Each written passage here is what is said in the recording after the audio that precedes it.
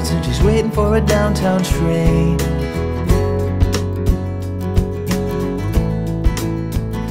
Yeah, in the high-heeled boots with the straps hung low and her head hanging down in shame.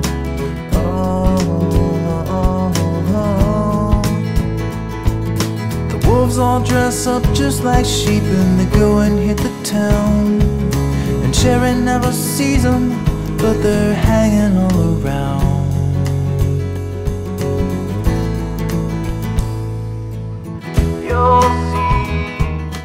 Monsieur Domaine, bonjour, bienvenue au Salon du livre historique de Blois.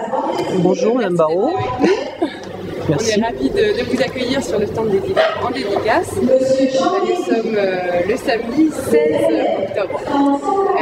Alors tout d'abord, vous avez écrit un certain nombre de romans policiers qui sont publiés chez les livres. Oui, tout à fait. Mais également deux ouvrages historiques, deux romans historiques publiés récemment, donc Sobeya, ainsi que Zaïda qui vient de sortir.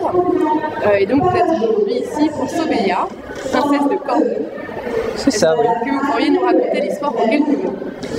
Alors l'histoire de Sobeya, c'est une histoire qui débute aux environs de l'année 930 de notre ère. Donc ça se passe en Espagne, en Navarre, où Sobeya est enlevée par une razzia des Sarrasins et amenée comme esclave à Cordoue. Cordoue, où elle va découvrir la cour des Omeyyades.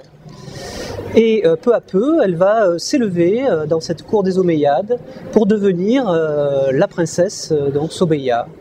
Sobeya qui donc mettra le pied à l'étrier du célèbre Al-Mansour, le fléau de Dieu, donc, qui sera effectivement la terreur de l'an 1000 dans cette Espagne chrétienne qui était à l'époque au nord sur les Asturies et les Pyrénées.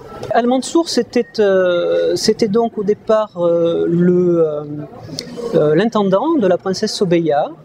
Et peu à peu, il s'est élevé, à l'occasion des crises de succession de cette époque, il s'est élevé au rang de vizir, et vizir tout puissant, puisqu'effectivement c'est une époque troublée, une époque où il y a des conflits, et il va s'affirmer comme un grand conquérant. Et il va éclipser progressivement effectivement le calife, et donc par voie de conséquence la princesse Sobeya. Moi je cherchais un grand destin féminin dans le monde arabo-musulman. Donc, il y a plusieurs figures sur lesquelles on a déjà beaucoup écrit. Il y a bien évidemment Roxelane, la concubine de Soliman le Magnifique. Il y a également Isabelle de Solis, donc la concubine du dernier roi mort de Grenade. Donc j'ai essayé de trouver un autre grand destin féminin, et en m'intéressant à l'histoire d'Al-Mansour, je suis tombé sur Sobeya, qui m'a paru un personnage intéressant, et c'est un personnage sur lequel on peut effectivement écrire un roman, parce qu'on ne sait pas vraiment, on sait que c'est une renégade de Navarre, mais ça ne veut pas dire grand-chose. D'où vient-elle? Pourquoi s'est-elle retrouvée dans cette cour des Omeyyades? Personne n'en sait rien, puisque les archives ont été perdues. Donc ça se prêtait bien à un roman historique. Et c'est pour ça que j'ai choisi ce personnage. Bon, moi j'ai l'habitude de dire, et c'est vrai, que quand j'ai rédigé Sobeya, j'étais en état de grâce. C'est-à-dire que j'ai beaucoup aimé écrire ce livre, quoi. Donc s'il faut vraiment... Il y a un moment où le destin de Sobeya bascule, c'est le moment où elle rencontre Jean de Gorze, qui est l'ambassadeur d'Othon de Germanie, qui est un moine, et c'est lui qui va finalement lui qui va finalement l'absoudre parce que bon, elle considère que dans cette cour musulmane, elle vit en état de péché complet, et lui, il lui donne comment dirais-je, il lui donne un destin, et ce destin, elle l'accepte. Et je pense que c'est le moment que j'ai vraiment préféré dans cette épopée historique. Mais il y en a beaucoup d'autres. Il y en a beaucoup d'autres. J'aime bien aussi son pèlerinage à la Mecque également. Ce sont des moments qui m'ont beaucoup plu à écrire. Donc en ce moment, je travaille sur un 3e roman historique, enfin j'essaye, parce qu'en ce moment je suis dans une phase de promotion et de publication, donc c'est assez difficile. Voilà, donc ça s'appellera Arsinoé d'Afrique et ça se passera à la fin de l'Empire romain. Voilà, et je vais essayer de retrouver la plume que j'avais quand j'écrivais Sobeya. Quelle est cette situation justement, ce moment où vous arrivez à écrire et vous vous sentez bien dans ce travail d'écriture? Il faut du temps. Il faut arriver à bloquer un ou plusieurs jours, soit pendant les vacances, soit dans d'autres circonstances. Il y a un lieu que vous affectionnez pour écrire, vous avez une routine? Non. Moi, à partir du moment où j'ai un ordinateur en face de moi, j'arrive à écrire. Je sais qu'il y a beaucoup d'écrivains qui préfèrent le papier. Moi, je suis absolument incapable d'écrire sur du papier. C'est totalement impossible. Par contre, l'ordinateur me permet en tout cas déjà d'avoir une première vision de ce que je suis en train d'écrire et de modifier le cas échéant, quoi. Voilà, ceci étant dit, bon, il faut être réaliste. On ne peut pas faire l'économie de plusieurs lectures parce que il faut regarder le texte avec un œil neuf, et pour ça il faut laisser tomber le livre pendant 6 mois et le reprendre au bout de 6 mois. Comme un étranger qui le lirait, quoi. Et puis là, on améliore ce qu'on a pu écrire, quoi. Donc prochainement, déjà disponible Zaïda. Est-ce que c'était toujours dans cette idée de trouver également une figure féminine historique? Oui, tout à fait, méconnue? Oui. Et qu'est-ce qu'elle apporte en regard à Sobeya, à votre vision de vous? Je crois qu'il y a plusieurs réponses à votre question. La première, c'est qu'effectivement, c'est un 2e destin féminin, ça c'est clair. Un destin également très intéressant, puisque la princesse Zaïda, c'est la fille, ou la belle-fille, on ne sait pas. En tout cas, c'est la fille ou la belle-fille du roi mort de Séville.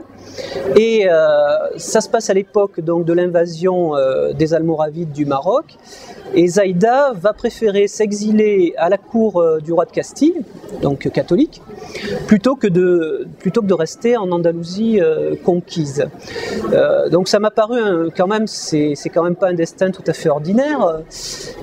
Et ça, c'est le premier élément de réponse. Et donc Zaïda, c'est pas le même profil psychologique que Sobeya. C'est une ambitieuse.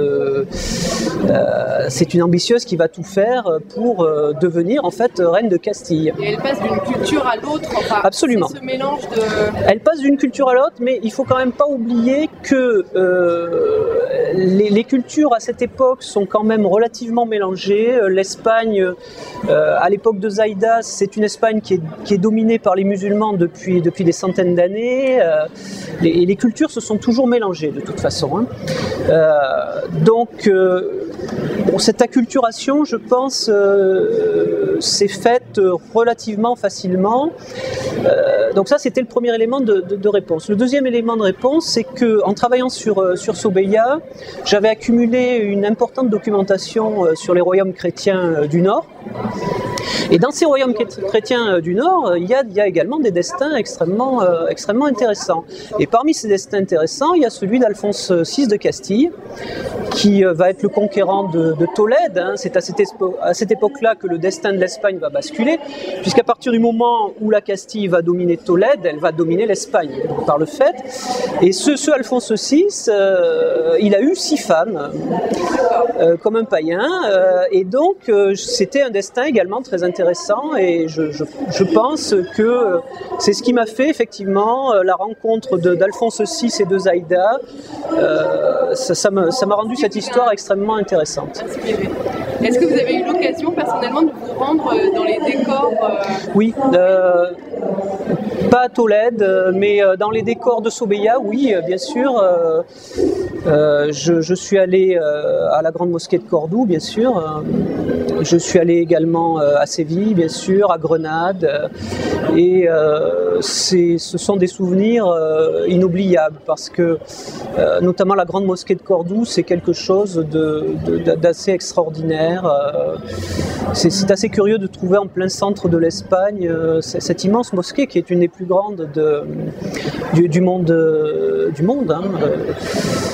L'Alhambra, bien sûr, on n'en parle pas, c'est pas la peine. C'est un des grands palais arabo-musulmans. Également, mais j'ai des regrets. J'ai le regret de ne jamais m'être rendu à Tolède, par exemple. Oui.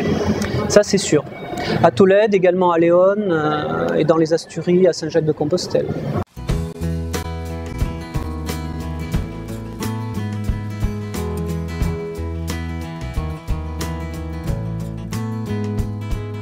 Sweet little cherry got her hands in her pockets and she's waiting for a downtown train.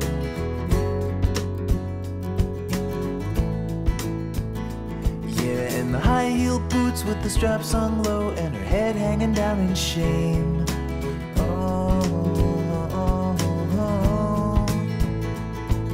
The wolves all dress up just like sheep and they go and hit the town.